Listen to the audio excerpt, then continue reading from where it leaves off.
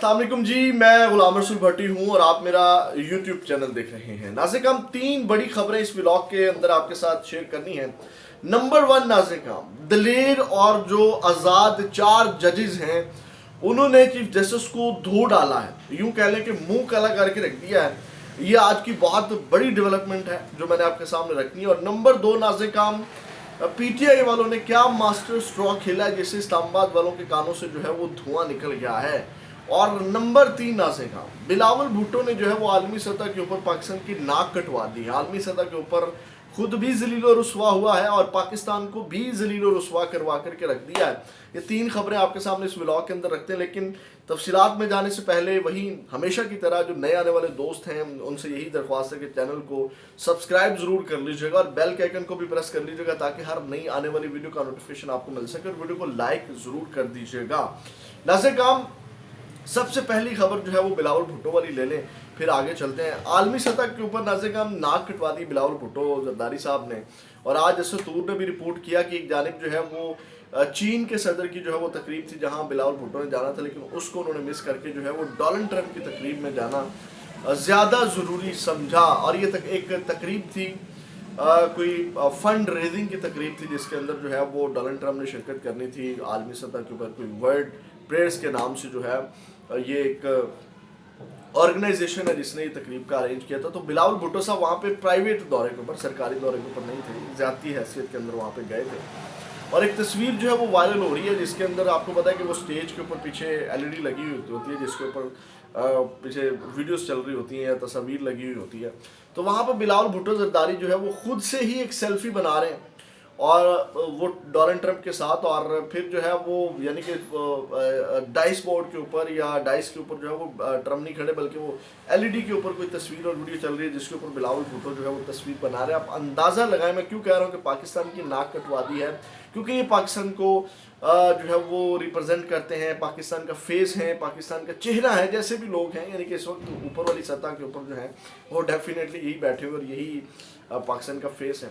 तो आप अंदाज़ा लगाएं कि खुद जाकर के जो है वो सेल्फी बना रहे हैं डोनाल्ड ट्रंप के साथ। और आप यहाँ से इनके दिमागी हालत का या गुलामी किस कदर इनके जहनों के अंदर भरी हुई है कि जनाब वो तस्वीर बना रहे हैं और आप अंदाज़ा लगाएं। और मेरे नज़र के सामने से जो है वो इमरान खान की कुछ वीडियोस गुजर रही थी जिसमें माती मोहम्मद की जो बेगम अहलिया हैं इमरान खान से जो है वो रिक्वेस्ट कर रही है कि क्या मैं आपका हाथ पकड़ के जो है वो तस्वीर बनवा सकती हूँ।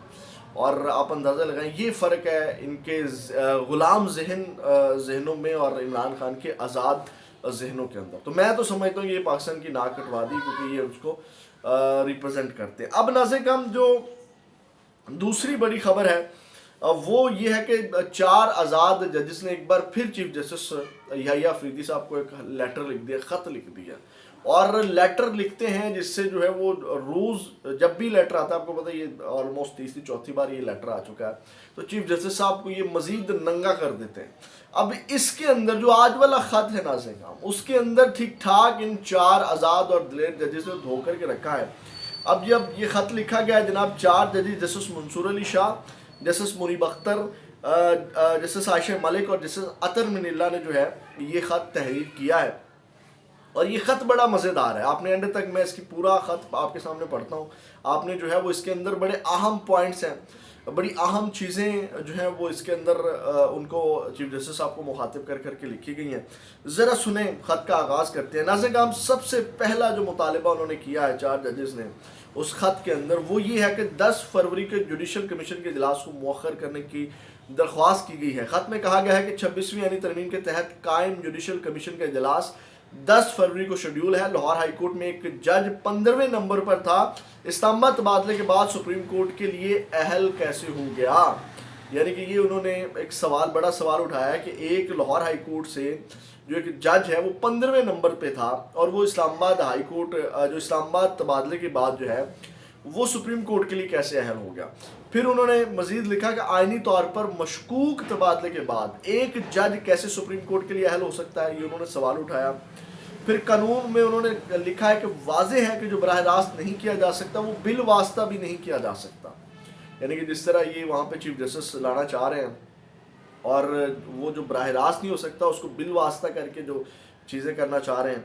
फिर खत में यह भी कहा गया कि आईनी तरमीम केस के फैसले तक नए जजेस की तैनाती का अमल रोका जाए, कम अज कम आईनी बेंच की जानिब से फुल कोर्ट की दरख्वास्तों पर फैसले का इंतजार किया जाए और इस्लामाबाद हाई कोर्ट के जजेस की सीनियरिटी तय होने तक भी जुडिशल कमीशन का इजलास मौखर किया जाए।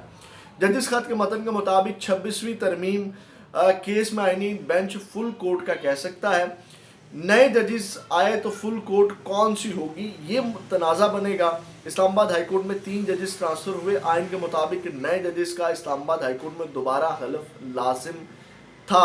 हलफ के बगैर इस्लामाबाद हाई कोर्ट में जजेस का जज होना मशकूक हो जाता है। इसके बावजूद इस्लामाबाद हाई कोर्ट में सीनियरिटी लिस्ट बदली जा चुकी है, यानी कि उन्होंने फिर एक बार जो है वो आईना दिखाया और चीज़ों को उन्होंने रगड़ा लगाया कि आप ये जो काम कर रहे हैं ये गैर आईनी और गैर कानूनी कर रहे हैं।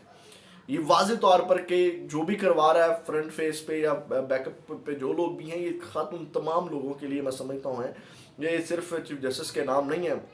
ये 4 दिलेर जजेस ये पैगाम दे रहे हैं कि भाई साहब आप ये जो काम कर रहे हैं ना, ये कोई आप अच्छा काम नहीं कर रहे। फिर नाज़-ए-काम ख़त के अंदर मज़ीद कहा गया है कि आइनी तरमीम का केस तरमीम के नतीजे में बनने वाला आइनी बेंच सुन रहा है, यानी कि बहुत बड़ा उन्होंने पॉइंट उठाया कि जो आइनी तरमीम का केस है, जो 26वीं आइनी तरमीम है, उसका जो केस है वो आइनी तरमीम के नतीजे में जो आइनी बेंच बना है, यानी कि उसके बेनिफिशरी हैं, वो इस केस को सुन रहे हैं। उन्होंने कहा कि आइनी तरमीम का मुकदमा फौरी तौर पर फुल कोर्ट में मुकर्रर होना चाहिए।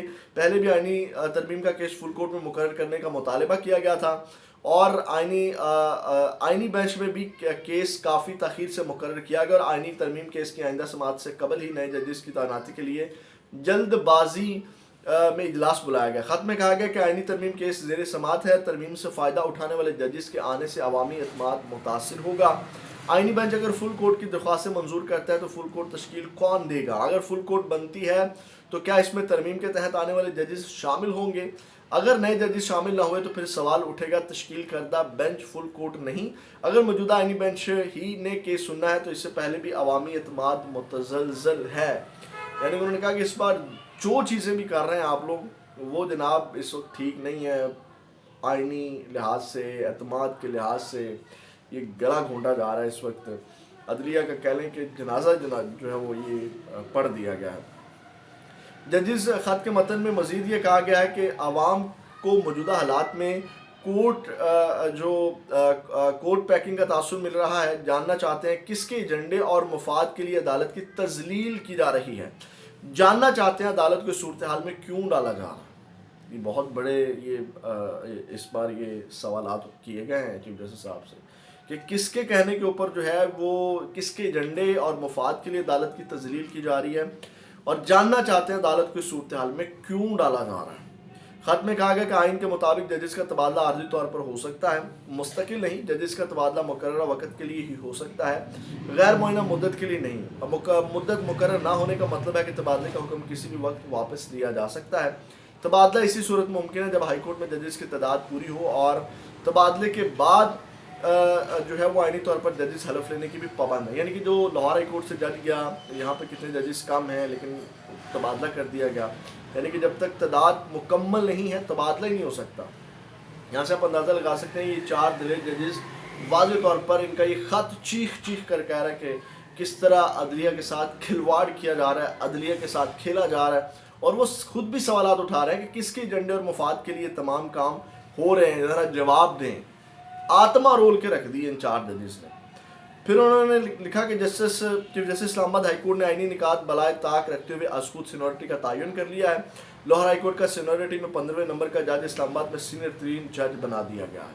ठीक है, तो ये नाज़-ए-काम उन्होंने जो है वो चीज़ की है। अब जो PTI ने मास्टर स्ट्रोक खेला वो ज़रा मैं जल्दी आपके सामने रख दूँ कि इस वक्त आपको पता है चीफ इलेक्शन कमिश्नर की मुद्दत पूरी हो चुकी है और वो कह लें कि इस वक्त तो इंजॉय कर रहा है इजाफी मुद्दत को जो बढ़ाई गई है एक तरमीम करके।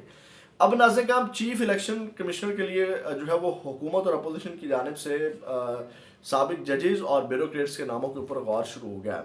اب جو اتحادی گورنمنٹ ہے، یعنی کہ جو اتحادی گورنمنٹ ہے وہ قاضی فائز عیسیٰ کا نام دے رہے ہیں، اور سابق جو ججز ہیں ناصر الملک اور مصدق جیلانی کا نام دے رہے ہیں، لیکن پی ٹی آئی والوں نے ایک ماسٹر اسٹروک کھیلا ہے، انہوں نے عوریہ مقبول جان کا نام دے دیا ہے، اور عوریہ مقبول جان کے ساتھ جو ہے وہ رابطہ کرنے کی بھی اس وقت جو ہے وہ کوششیں جاری ہیں، تیز کر دی گئی ہیں. اور عوریہ مقبول جان کا جو نام ہے یہ اب آپ کو پتا ہے کہ اسلام آباد والوں کے کانوں سے دھواں نکلوانے والا نام ہے، کیونکہ آپ کو پتا ہے کہ عوریہ مقبول جان جو ہے وہ ایک سابق بیوروکریٹ بھی رہ چکے ہیں، اور وہ ایسا بندہ ہے جو اپنے اصولوں کے اوپر کمپرومائز نہیں کرے گا، جو جناب کیونکہ سب سے جو بڑی بات ہے یعنی کہ ایماندار ہونے کے ساتھ ساتھ جو ایک بڑی چیز جو اس وقت آپ کو پتا ہے کہ سکندر سلطان راجہ برداشت نہیں کر سکا، لیٹ جاتا تھا، جس طرح وہ لیٹا، اور لیٹنے کے اوپر جناب وہ رولر نہیں ہوتا وہ سڑک کے اوپر چلانے والا، وہ رولر اس نے اپنے اوپر چلوا کے جو ہے وہ ایسا لیٹا کہ جناب اس کے اندر ذرا بھی کہیں جو ہے وہ نہیں رکاوٹ تھی لیٹنے کے اندر، وہ ایسا لیٹا، اس سے بڑی مثال میں نہیں دے سکتا. تو وہ پریشر برداشت کرنے والا کوئی شخص ہونا چاہیے. آپ کو پتا ہے کہ حال ہی میں جو ہے وہ جس طرح عوریہ مقبول جان نے جیل بھی کاٹی ہے بڑی ہمت کے ساتھ، تو وہ شخص چاہیے جو ایمانداری کے ساتھ، کیونکہ آپ کو پتا ہے کہ جس طرح الیکشن مینج ہوتا ہے اس وقت پریشر برداشت کیا جا سکے، اور میرا خیال ہے وہ عوریہ مقبول جان سے بہتر شخص نہیں ہو سکتا. اور یہ اس وقت ٹینشن کا شکار ہو گئی ہے گورنمنٹ بھی اور اسلام آباد والے بھی، جناب یہ بن کیا رہا ہے. اپنا بہت زیادہ خیال رکھیے گا. پاکستان زندہ باد.